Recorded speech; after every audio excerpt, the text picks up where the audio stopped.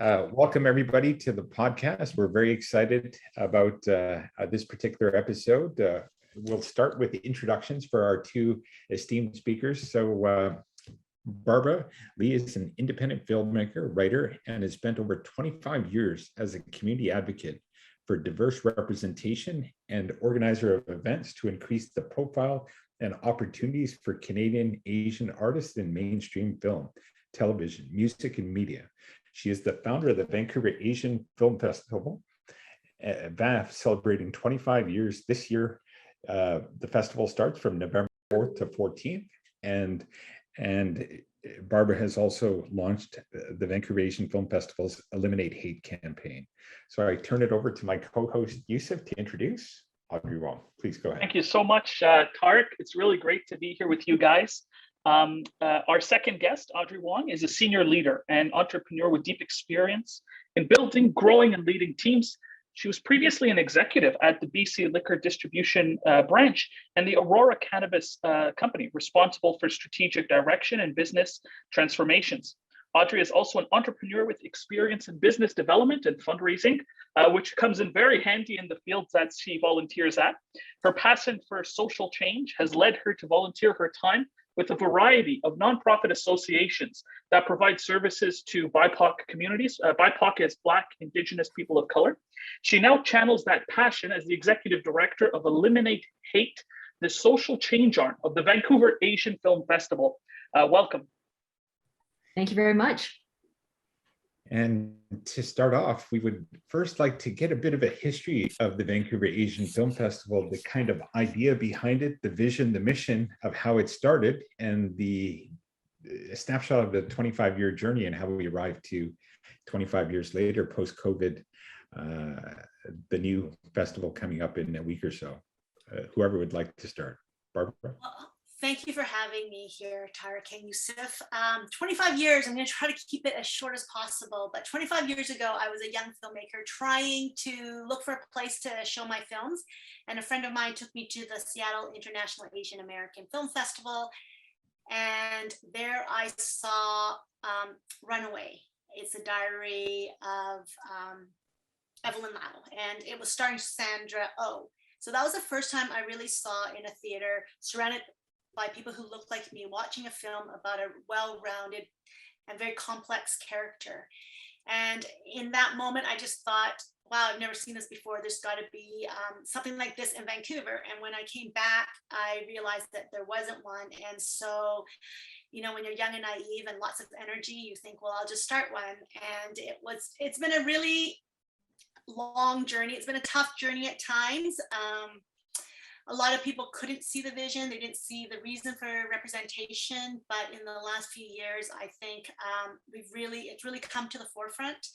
The idea that representation matters, to be seen and heard matters, that we need to find a place and platforms for our voices and our stories so that we can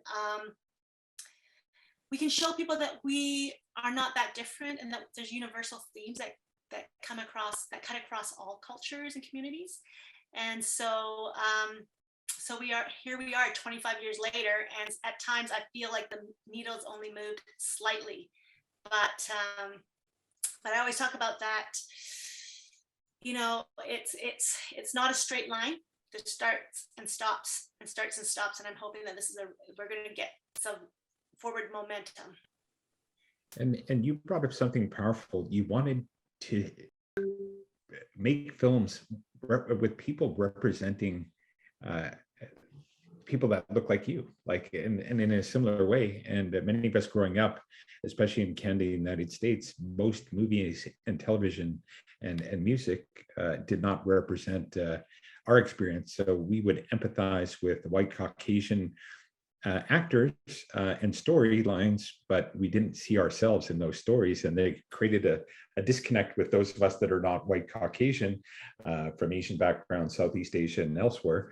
That it affects our own self-image and psychology and when we are represented, it's usually either as the villain or in some sort of stereotypical fashion, and so.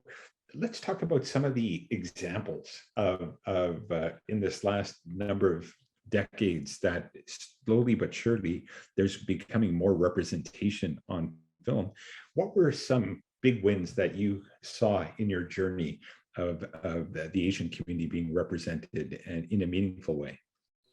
Yeah, I mean, I always start from when I was younger, not seeing myself. And, you know, a 5-year-old me watching our family black and white TV, I thought Elvis and Cher might be Asian, or at least they looked the closest to me that I ever saw on television at that time.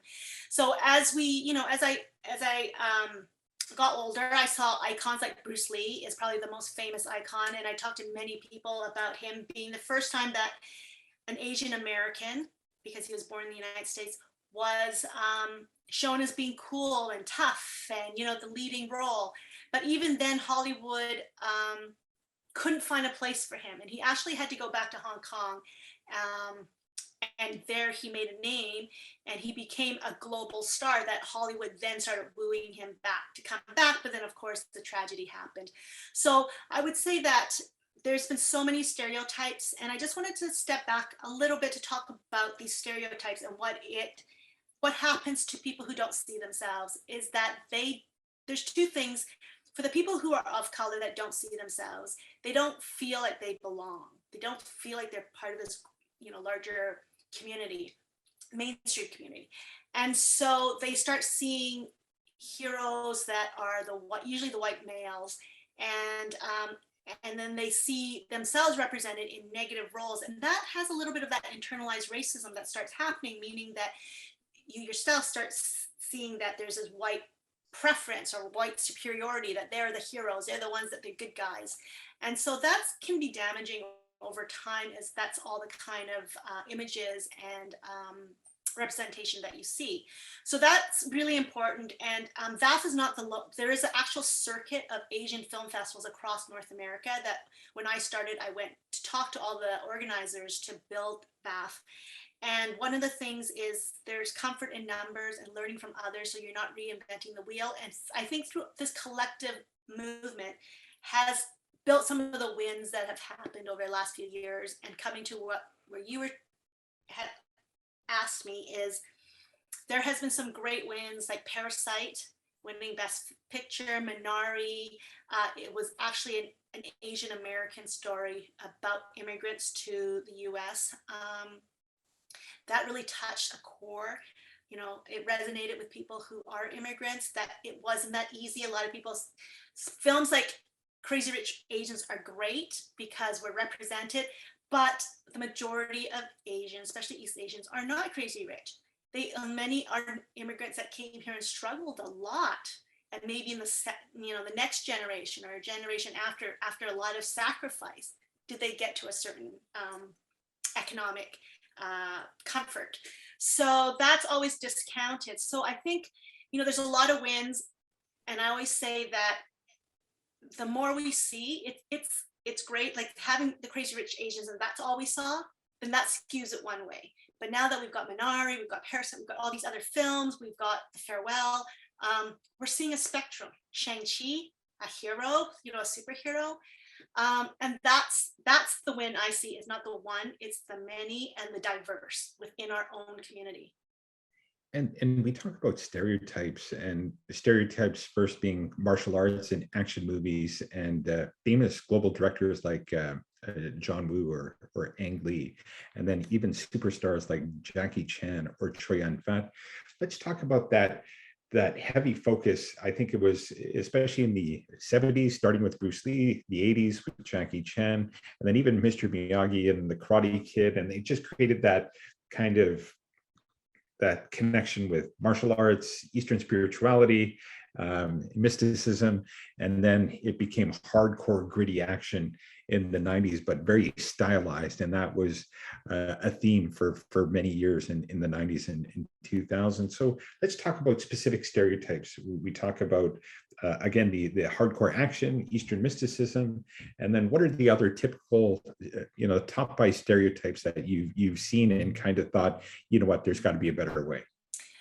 Well, in a talk I give to university students, I talk about there's the female Asian stereotypes, that is the dragon lady, the tiger mom, the hypersexualized Asian female, and the being submissive. So those are sort of the typical ones for women. And then the men, you have the wise sage, the karate expert or the gang member, the geek or scientist, or really the villain. So those, probably the most problematic for each gender, for the women, is probably the hypersexualization and fetishism of Asian women, which, you know, a lot of that was talked about after Atlanta shootings.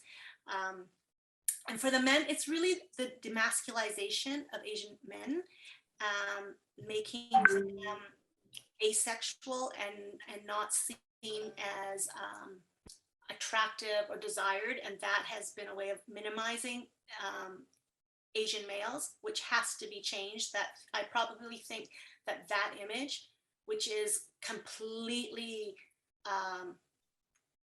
opposite of what Bruce Lee stood for.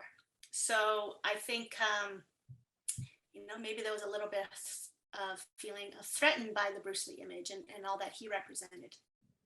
And now, and one piece that we didn't talk about were the historical epics, like the historical, like Crouching Tiger or House of Flying Dragons or Hero, or things that would period pieces, and to set those kind of several 100-year-old sets to kind of, let's talk about that in terms of even a pride for history and understanding of history, because a lot of us grown up in North America, we weren't taught our own actual history from our countries and faith origins. We were just taught our Western society is the highest acme of society, and really there was no history really of reference and meaning to let's say China or India or the Middle East. It was always the Western European society is the acme of society.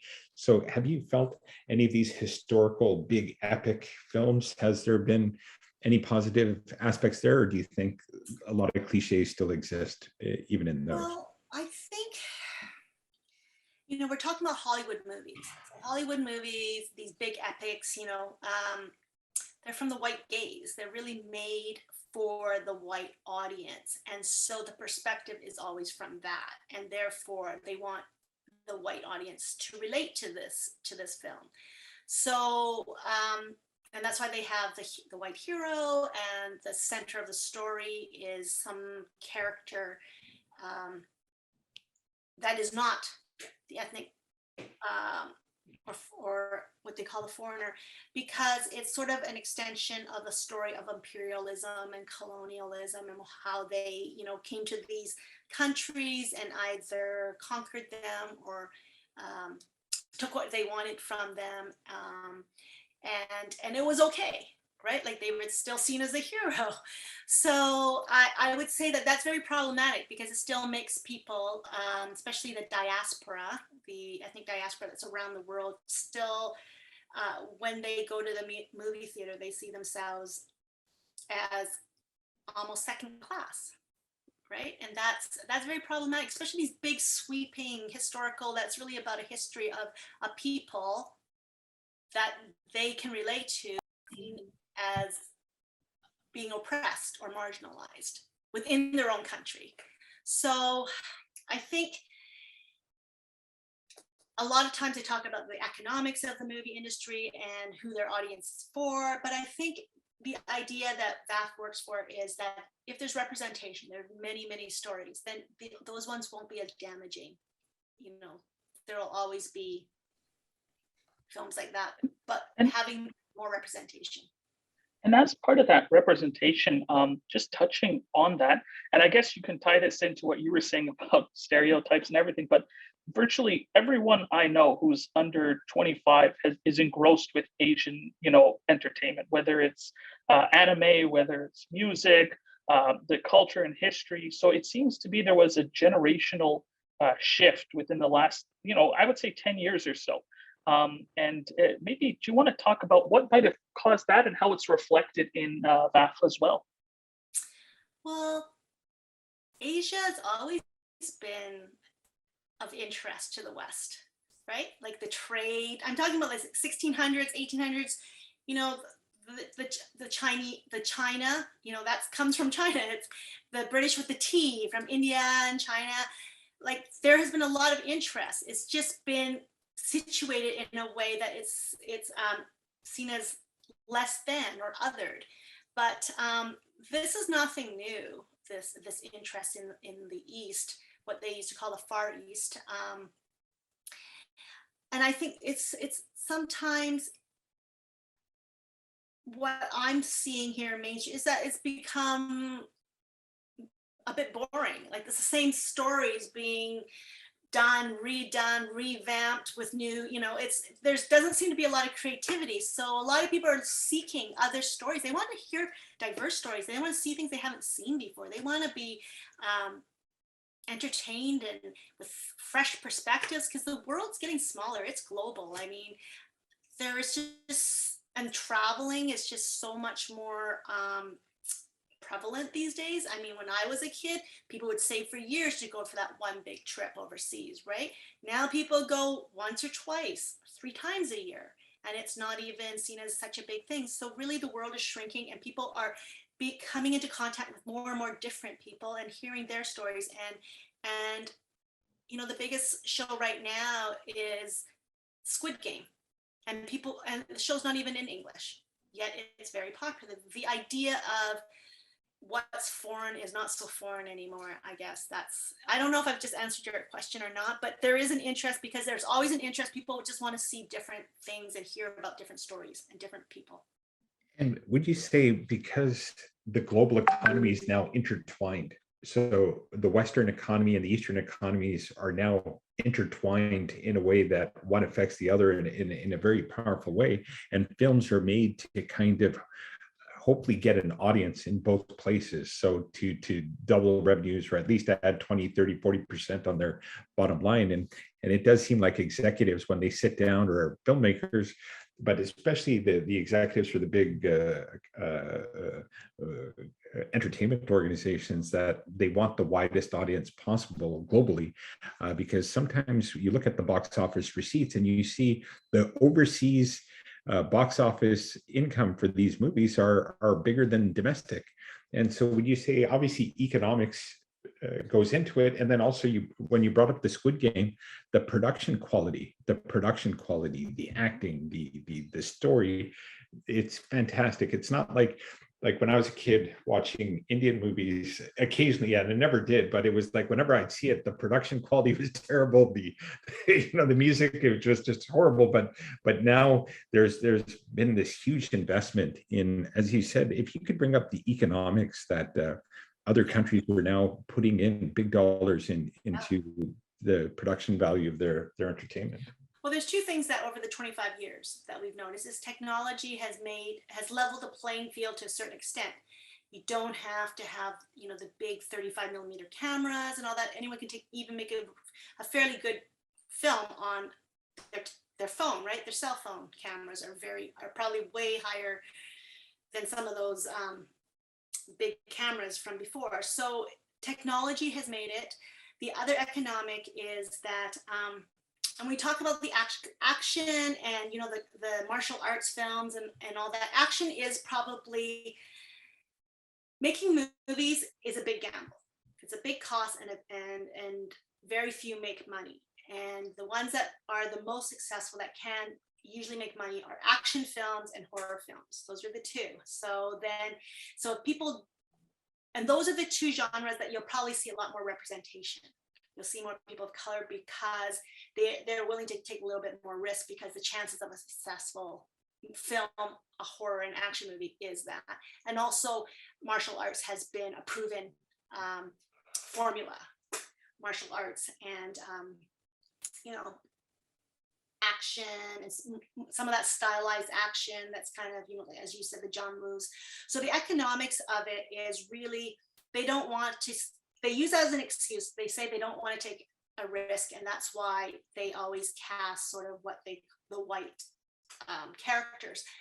But there's a new book called Real Inequities, and it talks about that, and it says 70% of the shows are bound to fail or not make money, but they're still willing to go back every time and cast somebody white, as opposed to trying something different. They'd rather fail with the same formula than try a different formula.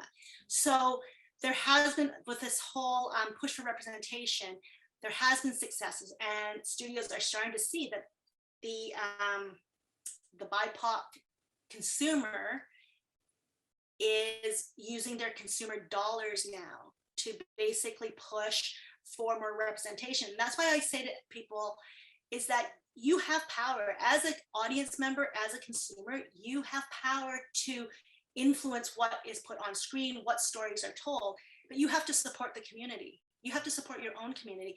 Yes, you're right. Some of those films back in the 80s or whatever, where they weren't well done, but you've got to support the filmmaker so that they can get better. And of course, if the diverse or BIPOC filmmaker is not getting the opportunity, they're not going to learn their craft as well. And I always talk about this, is we as filmmakers of color should have the same amount of opportunity to fail and lose money as a white filmmaker, but we don't. If we get an opportunity, and I was a National Film Board Real Diversity Filmmaker winner, you get that one film and all that pressure, that one film, because if you don't perform and hit it out of the park that first time, you are very unlikely to get a second chance. And that was what it was like 15 years ago. And what we're saying now is we should have just as much opportunity to fail and succeed as anybody else. And now bringing that up in challenges and adversity. So since COVID has started, and this has been a time, and just to even segue to Eliminate Hate and that work.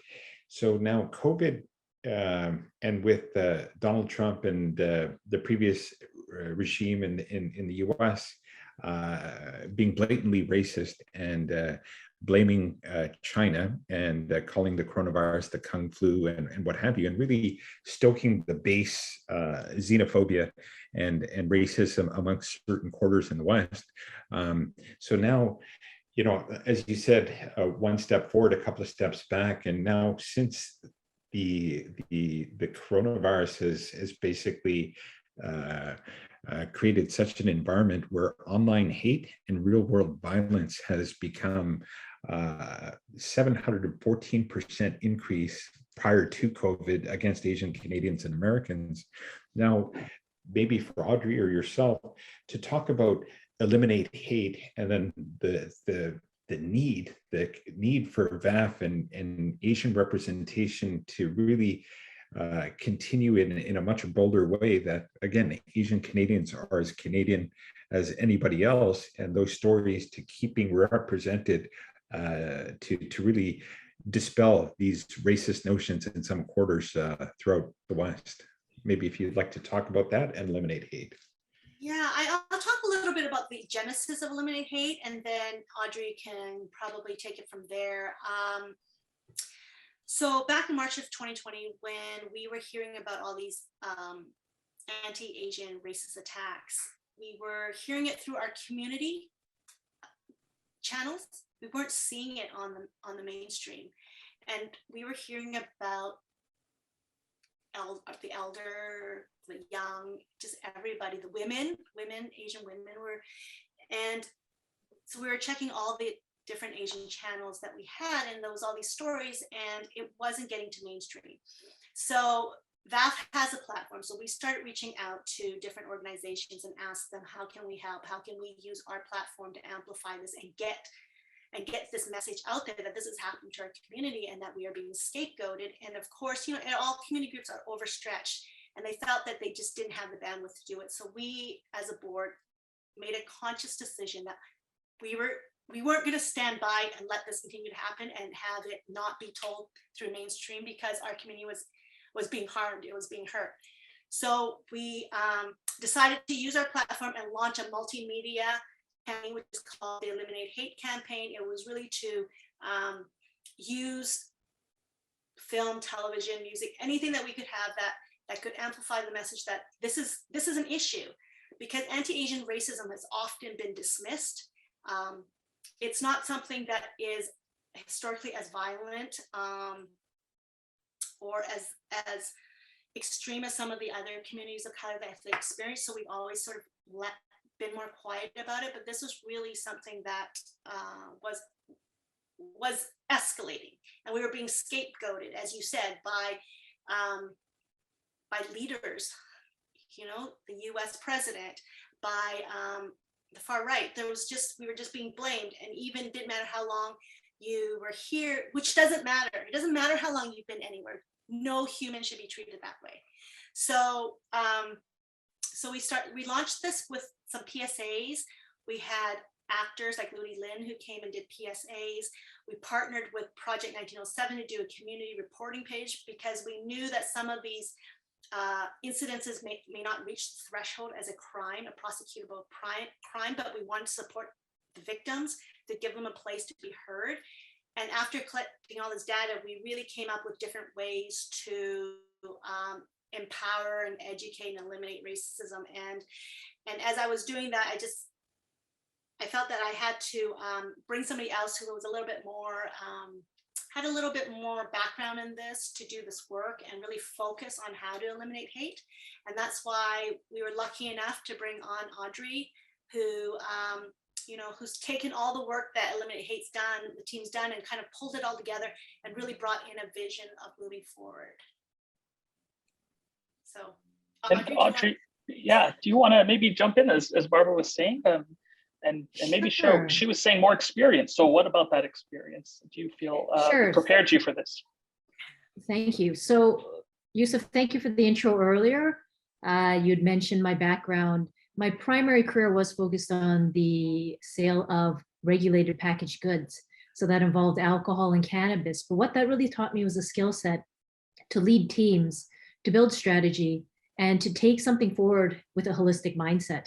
And that really allowed me to convey the work I did in my primary career alongside my passion. I've spent time doing work with nonprofits such as the Pacific Immigrant Resources Society, worked with the Canadian Mental Health Association, the Indigenous Legal Clinic, and all that with the lens of supporting the BIPOC community. So now, alongside a team of really dedicated and passionate volunteers, we run Eliminate Hate. And I just want to build upon what Barb was talking about. I think what is very interesting about this time, and I really hate to talk about racism as an opportunity, but racism against Asian Canadians has always existed. But it's oftentimes, if racism isn't expressed, if it isn't in a form of malice and violence and racial slurs being hurled at you in public, it's not regarded by mainstream society as something that's urgent.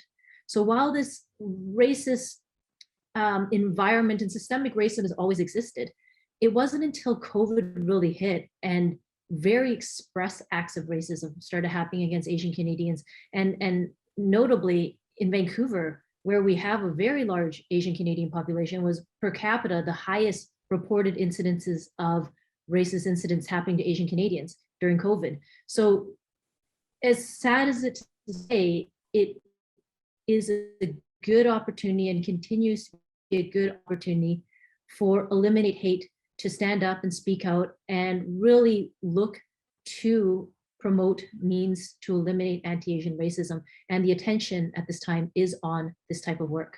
And one of the shared abilities, I think, because in essence, Eliminate Hate works with the Vancouver Asian Film Festival as part of it. What is perhaps the role, yourself or Barbara, the role of film in addressing or art in addressing racism from your perspective on this issue? Well, I'll jump in first, and Barb, I'll let you jump in as well. I come from a lens, Barb is definitely a cinephile, and that was her passion in starting VAFF. So I see it as two ways. In the indirect way, just normalizing Asian Canadians in arts, film, and media, and not having it being shown as a stereotypical trope, but just we are Canadians who also happen to be Asian. I think that allows society to really just say, look, they're just Canadians who happen to be Asian, or they're, and not look at it from an othering perspective and an outsider perspective. On the flip side, arts, film, and media is very powerful. It does shape people's impressions of the world. It actually influences the way people think. So using arts, film, and media in a proactive way to shape messages, to help people understand that, look, you can be an ally, you can be empowered to speak up. And actually, anti-Asian sentiment and anti-Asian racism does exist. So using these vehicles to really talk about that message and promote it is one that Eliminate Hate's focusing on. We're really looking at it from a two-way perspective, using arts, film, and media to spread the message, but also identifying that arts, film, and media has historically been quite lacking in representation. And the instances where we get lack of representation, you've spoken about this, a lot of it is in stereotypes and tropes, and really looking to work with institutions in those industries to say, why do these problems persist? It's 2021. There really is an opportunity for us to showcase Asian Canadians in an authentic light. And the fact that I think, I don't know if all four of us were, but we are as Canadian as we are Asian, we're born in Canada. There's really no reason why we should be presented in some sort of specialized light. We do have our unique experiences. However, we are just as much the same as we are different, and let's celebrate that. I just wanted to add in, I just watched Dune. I don't know if you've seen Dune. No, Not I'm a yet, big, no. huge Dune, Lazarus. I'm a big sci-fi fan. Well, the segue is there's one character, and again, I don't want to give it away, but he's not a mainstream Caucasian character, but turns into, at least in a negative light. And I noticed that compared to the cast, and then who does something that's regarded as villainous and who they pick to do it. And I'm not going to give it away, but anyways, look out for Dune, and it's in line with what we're talking about, negative representation for our communities. But anyways, I just wanted to add that it's still alive and well. But please go ahead, Yusuf. Yeah, actually, interestingly enough, after the podcast, I'm planning to go see it with my wife. So I will keep an eye out for that one, Tark. I love the books, all the original 6 plus the appendix ones that came out later. It's great sci-fi. But as you're saying, we have to keep our eyes open for where we can always be doing better. And Barbara, your thoughts on that? Like, how can we do better in terms of arts, film, media to combat racism and make better movies? I think that's also like part of the goal here too. I think, and what we've been fighting for 25 years is that the decision makers, the people who are behind the cameras, the people who decide what stories get told and how it gets distributed, they have to be people of color. They have to be BIPOC people, because,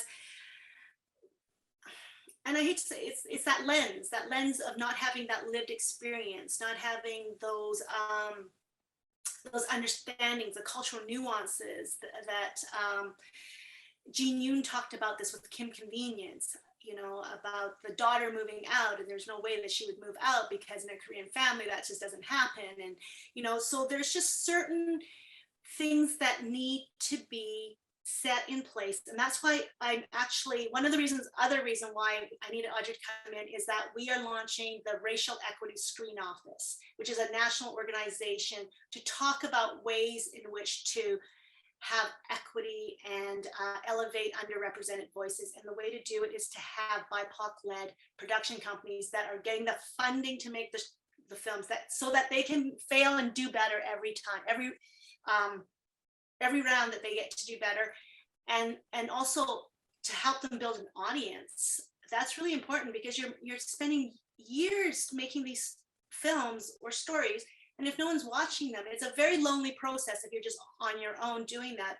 And even today I was at a seminar, and they talked about the power of not doing something alone, the power of having a community behind you, and how much more you can achieve. And it's not just the idea that you can climb that mountain or that hill becomes less daunting if you have somebody with you. But if you're that lone voice or that lone person in the room of creatives,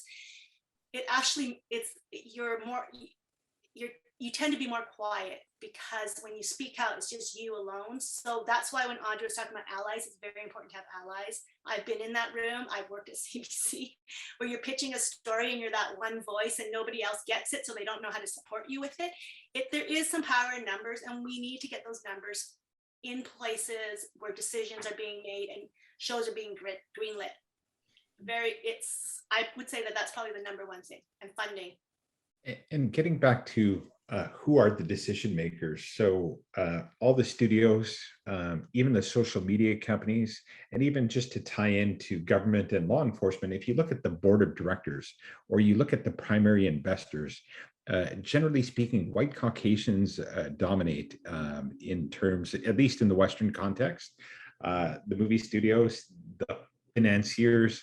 So a lot of that decision making, because they're not, let's say, a Black person, an Asian person, or a person of color, so they don't see that experience or the nuance that is important to us that needs to be told. They generally have their casual or unconscious or implicit bias going in, where they don't see what we see because they've never experienced it. So it's almost like a casual racism, implicit bias that it's just there because they don't see it themselves. Would you say that is there, or do you think there's also some definitive, let's keep the stereotypes going because that's what works for them? I actually was thinking about this. One of the things I became acutely aware of is that people focus on racism in instances of expressed malice. Again, you see people behave racistly and they're violent, they use racial slurs. But what really is the most prevalent and the most insidious is actually internal implicit biases, where people do not know that what they're thinking is racist. They're coming off with their preconceived notions. And a lot of those preconceived notions are based out of what you've seen in arts, film, and media. If you don't have exposure to a certain community, all you know about that community is what you've seen presented to you. So there's, I certainly don't come from the approach, and Eliminate Hate does not come from the approach of that people are purposely being racist with malice. There are absolutely those types of instances. But what we really want to focus on is taking a voice that works with institutions, help educate them that this racism actually exists. And I know that there's a great program, I think Harvard has, about unconscious bias, and really getting people to recognize that everything they do in life is shaped by their experiences. And you only know as much as you could have lived or seen. So bringing in different voices with diversity really helps round out that vision. It really lines up to what the upcoming initiative Eliminate Hate is. We're looking, and we're just about to launch a multi-month campaign focused on quality Asian representation as well as quantity. Now we're bolting that onto the Vancouver Asian Film Festival, which is launching next week. And this gives us an opportunity to first go out with some virtual panels where we'll be speaking with content creators and artists about the difficulties they've been having or facing with getting representation and what their experiences are. We're looking at a second panel, we'll be talking with the streamers and the institutions about what they're doing, how they're working to rectify this issue, and really taking that further over the next few months, working with our in-house EDI trainers, sourcing some external EDI trainers to call to action, give a call to action. What are we going to do about this, and follow up with it? We really think that this is the time in the landscape to make some changes. If you look at all that's happening, a lot of institutions have expressed interest in making changes. But again, if your team and if the people backing you tend to be of a homogenous demographic, you really need to bring in other groups that have that lived experience and the voices to work with you. And that's where Eliminate Hate comes in. And also funding. The lead actor, or one of the actors from Lost, his name escapes me now, but he helped put together a large fund of, I think, $1.2 billion, the Asian American Fund, which is, again, in response to all of these, since the coronavirus has started, and all the discrimination and prejudice and acts of violence against the Asian community in Canada and the United States. So obviously the funding and the wherewithal to access that funding to really help broaden the work that you're doing. Is that also from a funding perspective? Is there plans for fundraising or government funding or private funding or foundation funding to support the initiatives? Yeah, everything. I mean, we are looking at private donors. We'd like to build our own Canadian Asian Film Fund to help filmmakers to build capacity. This whole year I've been talking to Canadian Heritage, Department of Canadian Heritage, to Telefilm, to CMF. I mean, I'm just out there telling them the story of why it's important, because they know it, but they don't know it. And it's exhausting, but we have to keep beating that drum just to tell the funders how important it is and how little we get. Really, even if they were to give us some funding that we're talking about, it's so minuscule to what they do. And social cohesion and pride in the Canadian diaspora communities I believe will bring back so much more into the economy, into soft returns that will make a world of difference and be a leader in the world with this, because Canada is a country of immigrants, of settlers, and we are all settlers on Indigenous lands. So there should be no one settler that's story is more important than another. And what does it mean to be Canadian? What does it mean to be Canadian? Because not one group, depending on their skin color, is of more importance or more historical value than any other. So I think that's the story of Canada that we have to tell, that we are all settlers, and skin color doesn't put you above or below any other group.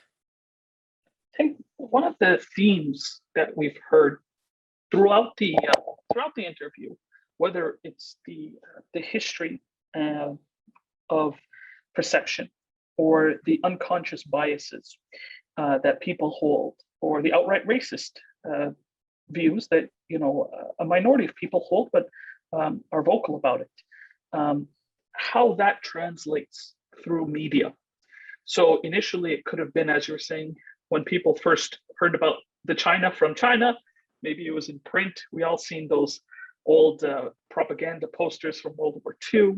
The transition, there's radio, television, film, and now online, where most of us get our entertainment, where Squid Games is the #1 most streamed piece of art in, I think, history. I guess if it was on Netflix #1, then it probably is the most streamed. And we see an ecosystem online where there is anti-Asian hate. There is anti-Asian propaganda, biases. And as we said earlier, especially with COVID-19 and a lot of those threats towards the community that came up as part of people being exposed to these ideas, as well as just feeling free to voice them. Now, how would you say we can use streaming, online media to counter misconceptions? And what role do you feel that for the future, because that's where a lot of media is headed, that a film festival can play a role in that? Yeah, absolutely.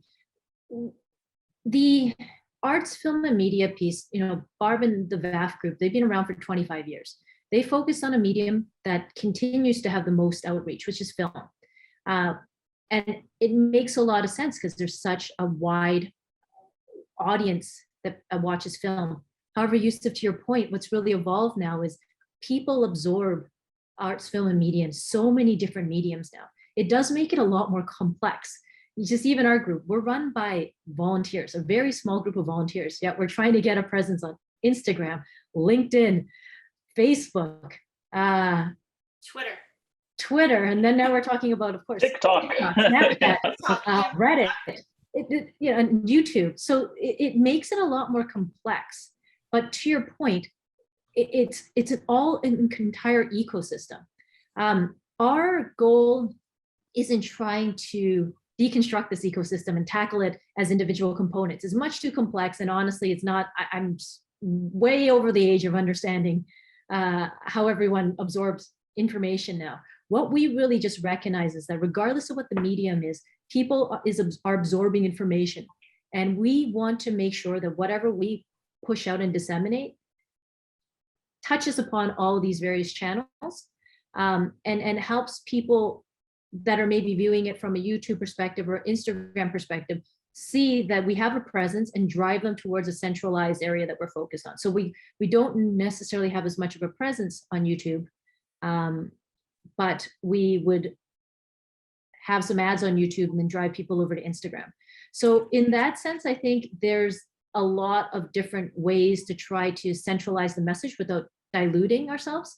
But if you're talking about how the streamers, how we can work with the streamers to also improve their content, it really starts from the top. We need to have access to their corporate team members who are making decisions on what's played.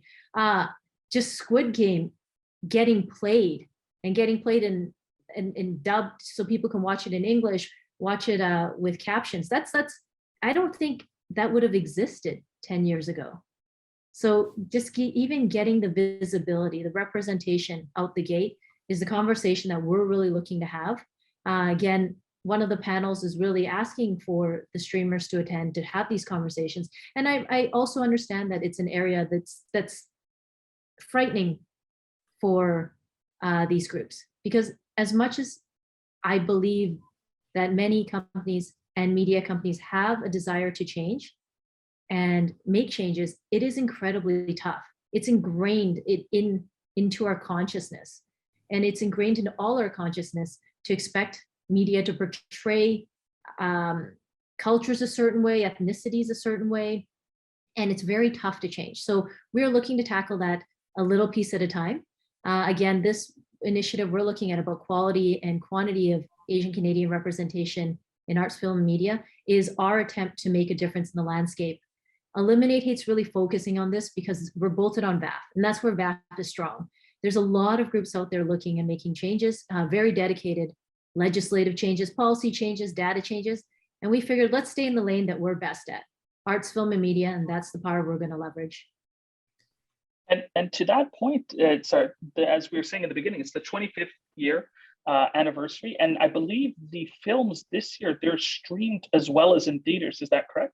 Yes, so we have a hybrid festival. So first 4 days are in person. Then we have a week of virtual online films. Then we have an awards night on Sunday, the November 14th, and that's an in-person awards night, though we are Skyping in some of the winners. And so it's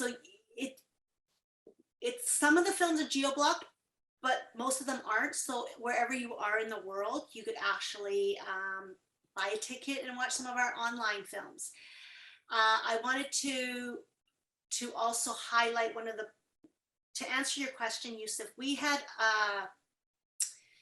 one of the projects that Eliminate Hate did was Reclaim Your Name project, and that we did several different, when you talk about the ecosystem, we had a TikTok campaign. So we had people talk about their own name and how they changed it. We had a sort of some artwork about Reclaim Your Name. We had people do Instagram posts talking about writing a story about their name.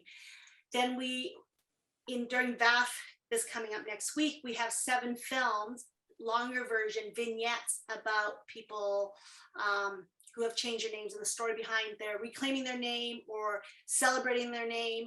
So we try to use all the different mediums that are out there to get our message across, because we know everybody consumes differently, right? So somebody are more longer form videos, some are TikTok, some are maybe they like the posts, they're Instagrammers. We haven't hit them all, but we're trying. It's a 360 approach with a theme. And then our next one coming out, as Audrey talked about, is equality representation. So that's using, trying to have many touch points, but with a central theme. And our films that are happening, they're great. Like, come out and watch them. It's gonna make you laugh. It's gonna make you cry, but it's really gonna make you think. And it's gonna resonate. Doesn't matter what community you're from. There's something there to resonate with you. It's about and not to promote one over the other, because they're all amazing. But speaking of representation, your opening film is Rickshaw Girl, so highlighting the experience of a Bengali girl. from Bangladesh, and I shared it with family members, and they're from Bangladesh, and they were super happy to see themselves. There's an emotion that comes when people see positive representations of themselves or their cultures, especially when it's here in North America. It's being highlighted, it's being celebrated. So that was a lovely kind of response to get. And is there any film there that you think that really, that's the one that said, this is something really I'm passionate about from your background personally? No bias intended. Well, I'm actually going to jump in here because I want to give a shout out to Eliminate Hate. There's a day of programming featuring Eliminate Hate related films. So on Sunday, November 7th, there will be 3 films featured. If you get a ticket, you can see all 3. And one, Emergence Out of the Shadows, is a South Asian documentary focusing on individuals coming out in the context of their culture and their race. A very powerful movie and documentary. And the other one is What Flowers They Bloom. So it's about an Asian Canadian business owner's experience with racism during the pandemic. And finally, there's a short film called Linda, which is based off of our TikTok Reclaim Your Name campaign that Barb mentioned. And it's filmed by one of our ambassadors, Eileen Park Robertson, who's very passionate about combating anti-Asian racism. And that day, I particularly find to be poignant. It touches upon different cultures, racism, and nowadays, as Barb mentioned, the movies are well done. They're not, you're not watching somebody's movie, done in their backyard and shaky filming. These are quality movies, and I highly recommend you check out the slate of films on September 7th. It's over at the Tinseltown Theaters in Chinatown, Gastown. November 7th. Oh, yes, November 7th. Yeah, you can go back in time. Yeah, those are, I used to sit on programming for many years. I don't sit in programming anymore. So when I watch the movies, I watch it with the rest of the audience. And I want to have that firsthand experience of seeing it often with a group of other people, because there's nothing like that shared experience, sitting in a dark movie theater, laughing all together, or crying or being emotional. And I love that part of it. So that's why we really wanted to have that in-person experience again. But of course, we all know that streaming and online is something that's moving forward. More and more people will go online. And I noticed there's a film, Bangla Girls, and then there's another one, I think it's called Snakehead. And so let's maybe just talk about all the films, just so the audience, some people resonate with one topic over the other. If you wouldn't mind talking about those 2 films, because they were of interest to me. Yes, so Snakehead, they are the only out-of-town filmmakers that are coming into town.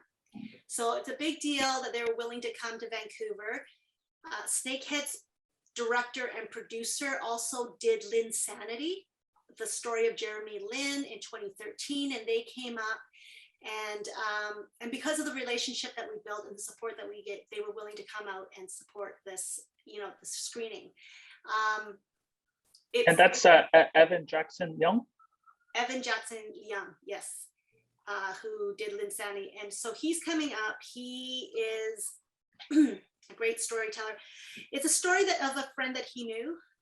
And it's sort of I haven't watched it yet, but it really about human trafficking, about being an immigrant with nothing, coming to the United States with nothing, and clawing your way to the top of that network, and what the main character had to do to survive. It challenges some of the stereotypes that all Asians are wealthy or are well-to-do. It shows the side of human nature, of what you have to do in a country where you have nothing. So it's there's a lot of real life elements in there, and it's about immigration, and human trafficking, which is a very topical issue today. I'm sure it has been for many years, but more recently. And if I'm not mistaken, Barb, is Sung Kang in it too? The gentleman from Fast and the Furious, Tokyo Drift, and other Fast and the Furious movies? Yes, I love Sung Kang. Yeah, I'm a big fan of him myself, so. He's very charming in person, I have to say. Yeah, But, yeah. Yes. And you were thinking of Daniel Day Kim, I believe. For Lost, who's one of the founders of the Asian American Fund. And if you wouldn't mind, in terms of, so it's VAFF.org, and you can buy all the tickets. What is the festival pass? How much would the festival pass be, and where can people buy it? Everything's bought online, so sort of contactless, and it is $100, and you can watch all the films, everything virtual and in person. $50 for an e-pass for all the virtual films. So we've really made it accessible. The cost. The films are $10 for an evening film if you wanted to go just to the evening. I believe it was $8 for the daytime show. So we've really kept the prices at a minimum to make sure that more people are able to watch the films. And if for some reason someone wants to go and cost is an issue, if you follow us on Instagram, Eliminate Hate, eliminate with an 8, hate, we are actually doing a VAFF giveaway right now for all access passes. So you can also enter to win and see if you get lucky and get some passes there instead. That's great. And I believe we have some of our panels are free as well. So we have some free panels that people can come listen into and ask questions as well. And yes, our panels would be on the 9th and the 10th regarding representation are free. And your opening ceremony and your closing ceremony, is that open to the public or just for invited guests? Our opening, I believe, is almost sold out. So yeah, I think people are looking to get out. So and we follow all the COVID protocols that the BC government has set out. So that's one thing. They are open. I believe the awards night would be a great night to come to as well. So that's at the Hollywood Theater on November 14th. And I do want to say that we have a special screening of Gumun, which is a Korean horror film. And it is on November 14th. I believe it's 2:00 in the afternoon. And it is what we call Screen X. So Screen X means that there's 3 screens. So you've got the screen in front of you and the 2 screens to the side of you. So at Scotiabank Theater, right? At Scotiabank, Yeah. yes. Yeah. And we price that very at $10. I believe it's $10 to go watch the film. This year's theme is past, present, and possibilities. So our last film that we are showing is the future, one of the futuristic sort of filmmaking, which is a 270-degree film. So yeah, the fact that you know Screen X, it's great, and that you know it's Scotiabank. Well, I love Vancouver. So yes, yeah, if you like horror movies, scary movies, that's one. And Especially Korean horror scary films. I imagine it's probably people in Vancouver's first time experiencing a 270-degree film experience as well. So that's one I'm absolutely gonna go check out. Yeah, and Korean horror is awesome. Like as we were saying earlier, like they took a lot of risks for a long time, and it's just cutting edge in many respects. One of the first movie impacted was Old Boy. So that was I would classify that as a horror thriller for sure. And then Monster, Parasite was also like amazing films. Yeah, I mean, I do want to say that the South Korean government invested in their creative and film industry. They took up 1% of the GDP to export South Korean culture and film, and invested in all the creators. And maybe 10 years later, you see the return on their investment, and people are looking to South Korea and what they're producing. And maybe as final closing comments from everybody, as we're talking about these latest great entertainment forms, whether it's movies, TV shows, or even music, maybe we could close out our conversation with the, things that touched us from the past and present, and what we're looking forward to in the future. So maybe just around the circle, we can start with Audrey, and then Barbara, and then Yusuf, kind of some of the content that's coming out that we're excited about, and things that have influenced us in film and media and music, for representing our communities. So Audrey, please start off. Sure. The one that immediately jumped out at me was the Crazy Rich Asians phenomenon or moment. Being the first major Asian North American cast film since the Joy Luck Club, however many years ago. And that to me still resonates. And while we're so far from equity and representation in arts, film, and media, that moment triggered opening of the dam, where we saw Always Be My Maybe, Farewell, which I love, Shang-Chi. So Sandra Oh and all the work she's done all these years, I'm a massive fan of her. I think everyone in arts, film, media really admire what she's done for Asian Canadians and representation. So those for me are the most meaningful. And what I really like to think is, by the time we're old and gray and talking about how, it used to be like this or used to be like that, I would love to imagine a time and a place where Asian Canadian children growing up at the time going, I don't even know what you're talking about. Like I'm represented and I didn't even realize this was a thing. That would be a dream. Fantastic. Barbara? It's funny that you say that, Audrey, because 25 years ago, I said, oh, maybe in 10 years, we won't need this film festival anymore, because all that you said would actually come to pass. So I am still hopeful that it won't take another 25 years to get to where we need to be. I think we're on a good track. We just need to sustain the momentum. And that's part of the conversation that Audrey's going to have, is how to sustain this momentum, that people don't get burnt out, that it's not a flash in the pan, that it's like, oh, we did that, check, move on to the next flavor of the month or whatever is hot topic. Because this matters, like for any young child to see themselves matters, and to see that they're part of the society, part of mainstream, that they're not just off to the margins. So I think that's really important. I would love us to be funded properly, so that we're not all just scrambling, working on our lunch hours, or taking days off work, so that we can do something that we feel is really important, that contributes to the greater community. So I would say that we need to invest in our people. We need to invest in this. If this is where we as a country want to be, we have to invest in the people who are doing the work that matter. And your favorite movies, past, present, future, that touch you? I'm at a loss, because there's so many. I have to say, I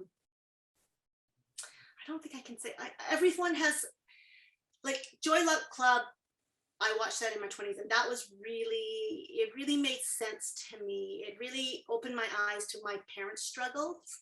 I would say that that's still a big one.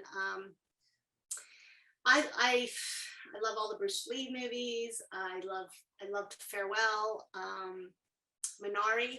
I really like Minari. Squid Game I liked, but it was so violent. It was really quite violent. So I'm a big comic book fan. I'm looking forward to the Eternals. That's something, with Gemma Chan. So